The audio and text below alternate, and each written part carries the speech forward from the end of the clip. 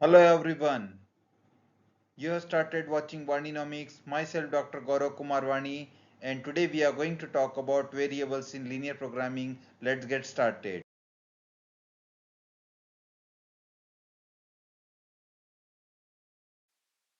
Let's get started with the terminology. What is a variable? Variable is any quantity that can have different values in the process is called variable. So in our agriculture, variable can be height of the plant. In our general life, our height can be a variable because during our lifespan and plant's lifespan, the height will change. So also our weight will also change. So weight and height are variable.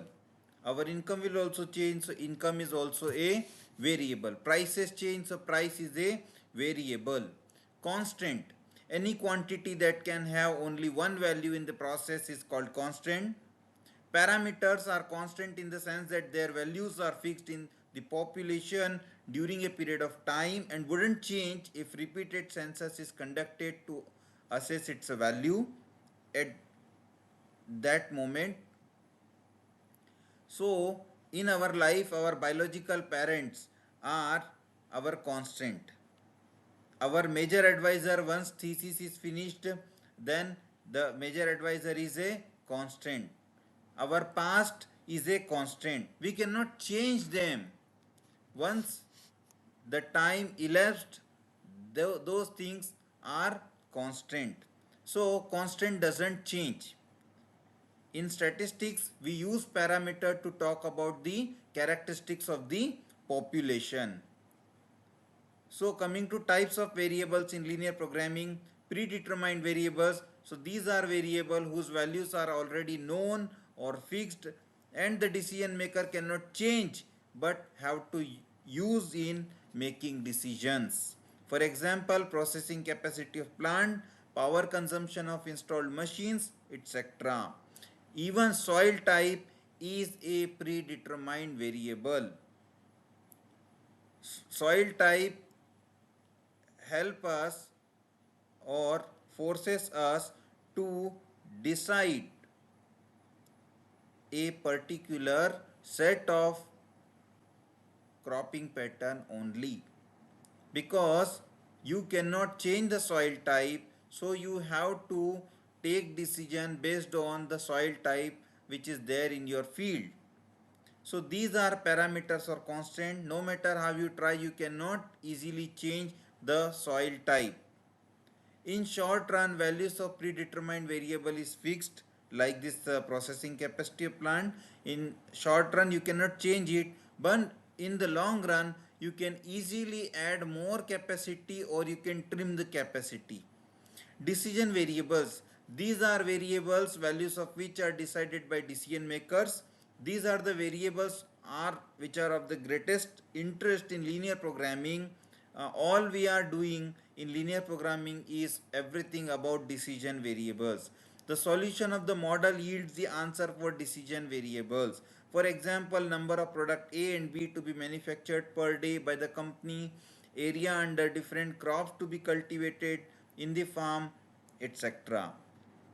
So, cropping pattern, that is area under different crops, is the very common decision variable that is used in the linear programming in agriculture scenario.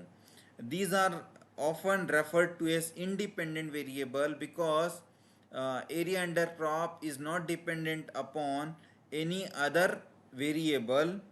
Of course, you can say it depends on predetermined variable, but as we shall see that we determine area under crop as a decision variable, then it affects something else, and that thing is something slack and surplus variable. So let's talk about them also.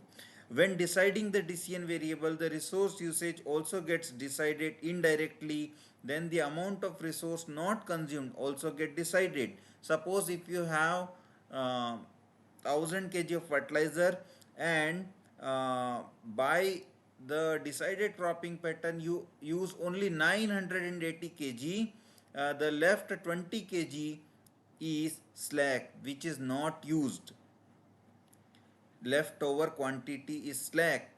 So this is called a variable because with change in the value of the decision variable, the amount of unused resource would also change. The slack variables are also counted as part of the decision variables. Similarly, the amount of surplus resource used over and above the available or required quantity is called as surplus variable, and it also varies with the level of the decision variable.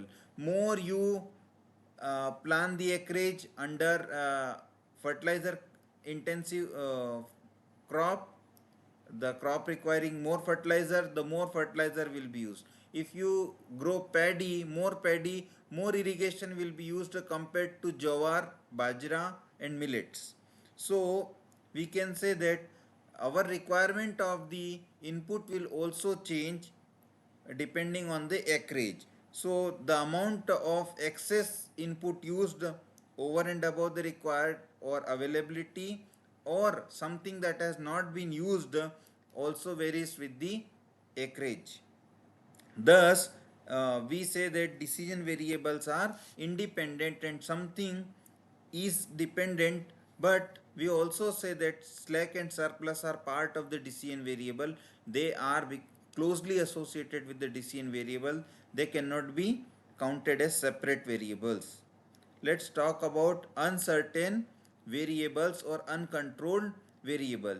These are variables values of which are not in the control of decision maker and are unknown to the decision maker. These variables do not appear in the linear programming models.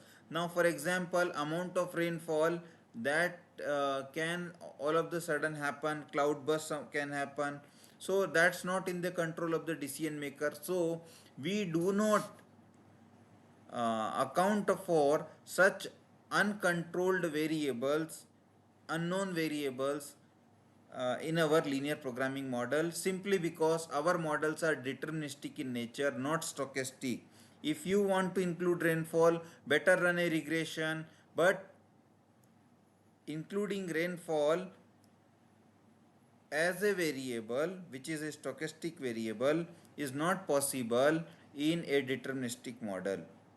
Then the next is result variables, the variables of values of which shows effectiveness of the system and reflect the level of goal attainment.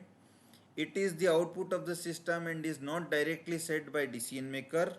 Its value is dependent on values of the decision variables and hence called dependent variable. It is the value of the objective function. So objective function is dependent upon the values of the decision variable. Objective function is called as the function of the decision variable, and result variable is the dependent variable. So if you are thinking that acreage under different crop is the decision variable, then the profit that can happen on the farm is the result. The cost that can be minimized can also be a result variable. In poultry business, there is a called feed mix problem where you want to determine the cost of poultry feed, uh, at the same time meeting the nutritional requirement of poultry birds. So the cost of poultry feed can be a result variable, and the amount of different grains uh, that are provided to poultry bird can be a decision variable. So we'll talk more about it in the upcoming videos. We'll talk more about objective function constraint in our next video. Thank you for watching this video.